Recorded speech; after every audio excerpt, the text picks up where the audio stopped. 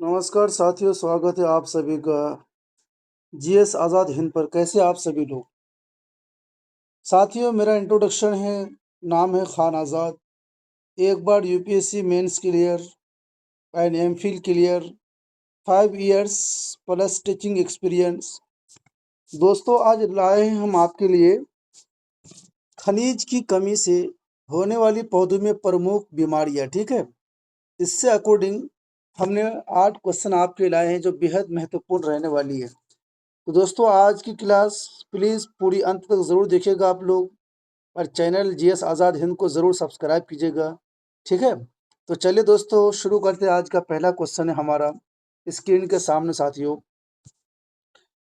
कि जस्ता यानी जस्ता की कमी से धान में कौन सा रोग होता है। ठीक है, कौन सी यानी जस्ता की कमी से धान में कौन सी बीमारी होती है साथियों? इसका करेक्ट आंसर है ऑप्शन बी। ठीक है, खैरा। ठीक है, खैरा रोग होता है, यानी जस्ता की कमी से जो है धान में खैरा रोग क्रिएट हो जाता है। ठीक है, ये जरूर याद रखिएगा।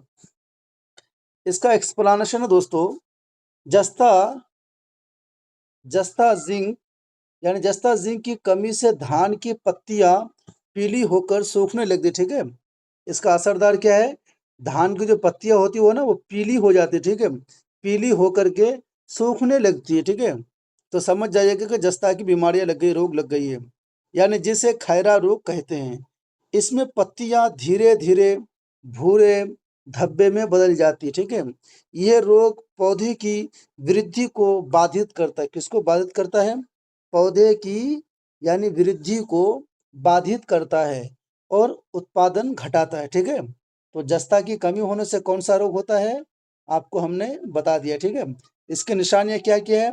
धान की जो पत्तियां होती है ना वो क्या पीली हो जाती है और पीली होकर के सूखने लगती है।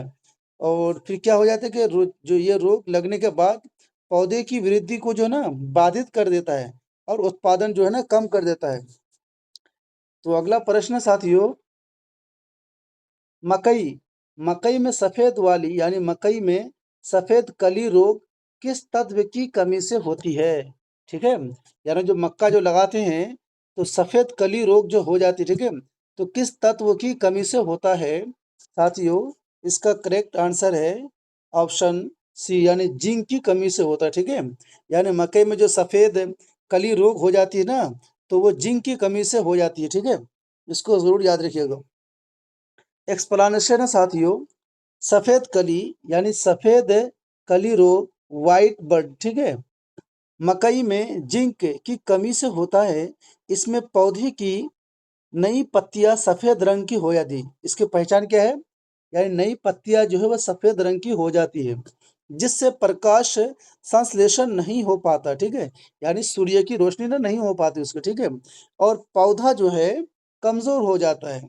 ठीक है, ये इसकी निशानियां है। अगला प्रश्न है दोस्तों, नींबू में लिटिल लीफ रोग किस सूक्ष्म पोषक तत्व की कमी से होता है? जो नींबू होता है हमारा खाने पीने वाला, तो नींबू में लिटिल लीफ रोग है ना, लिटिल लीफ रोग जो है किस सूक्ष्म पोषक तत्व की कमी से होता है? तो इसका करेक्ट आंसर साथियों ऑप्शन डी, यानी ऑप्शन जो है डी, जिंक। जिंक की कमी से होती है। ठीक है, इसका एक्सप्लेनेशन है दोस्तों, एक्सप्लेनेशन को जरूर याद रखिएगा। अगर नहीं हो तो आप कॉपी में नोट डाउन करते चलिए। ठीक है, क्योंकि ये सारी क्लासें आपके लिए बहुत ही संघर्ष के साथ और मेहनत के साथ लेके आते हैं। बहुत मुश्किल से यूट्यूब में सारी क्लास मिलती है। ठीक है, तो हम आपके लिए लेके आते हैं ताकि आप परेशानियों का सामना ना करना पड़े आपको। तो साथियों, एक्सप्लेनेशन, नींबू में लिटिल रोग यानी लिटिल लीफ रोग जो है, लिटिल, ठीक है, लीफ डिसीज जिंक की कमी से होता है। ठीक है, किसकी? जिंक की कमी से होता है। इसमें पत्तियां आकार में बहुत छोटी और विकृत हो जाती है, जिससे पौधे की वृद्धि और फलन पर नकारात्मक प्रभाव पड़ता है। ठीक है, ये क्या पड़ता है? नकारात्मक प्रभाव पड़ता है। और क्या करता है साथियों, इसमें जो है ना पत्तियों की जो आकार होते हैं वो बहुत छोटी हो जाती है। ठीक है, वैसे एक्सप्लेनेशन ले रखा हूँ, दे रखा हूँ, आप लोग बढ़िया से क्लास को पढ़ते रहिएगा, लिखते रहिएगा, नोट डाउन करते रहिएगा। अगला प्रश्न साथियों, आम में लिटिल लीफ रोग का कारण क्या है? ठीक है, जो आम है उसमें लिटिल रोग यानी लिटिल लीफ रोग लग जाए तो उसका कारण क्या है साथियों? तो चौथे प्रश्न का करेक्ट आंसर होगा ऑप्शन साथियों बी। इसमें भी जिंक का कारण होता है। ठीक है, अगर लिटिल लीफ रोग लगा हुआ है आम के पेड़ में या आम में तो समझ जाइएगा कि जिंक रोग लगा हुआ है।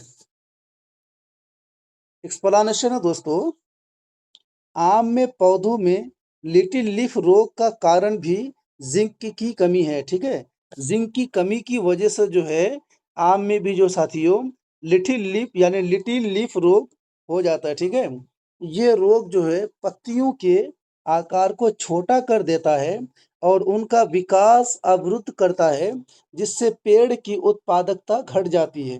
ठीक है, अगला प्रश्न साथियों पांचवा, यानी फूल गोभी में ब्राउनिंग रोग। ठीक है, कौन सा रोग?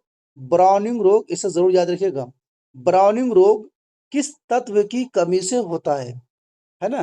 तो आपके सामने साथियों पांचों प्रश्न का करेक्ट आंसर है ऑप्शन सी। ठीक है, यानी बोरॉन। ठीक है, बोरॉन की वजह से साथियों फूल गोभी में जो है ना ब्राउनिंग रोग जो है वो उत्पादन हो जाता है। ठीक है, तो ब्राउन यानी ब्राउन की कमी से जो है ब्राउन रोग जो है क्या कहते हैं उत्पादन हो जाता है।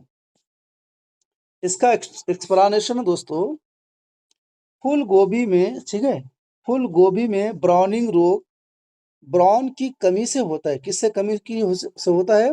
तो ब्राउन की कमी से होता है। किसमें? फूल गोभी में। फूल गोभी में जो ब्राउनिंग रोग होता है वो किसकी कमी से होता है? तो बोरॉन की कमी से होता है। इसमें फूलों का रंग भूरा होने लगता है। इसकी पहचान क्या है? फूलों का रंग जो है भूरा रंग होने लगता है और वह सड़ने लगते हैं। क्या करने लगते हैं? सड़ने लगते हैं। ये रोग गुणवत्ता और उत्पादन दोनों को नुकसान पहुंचाता है।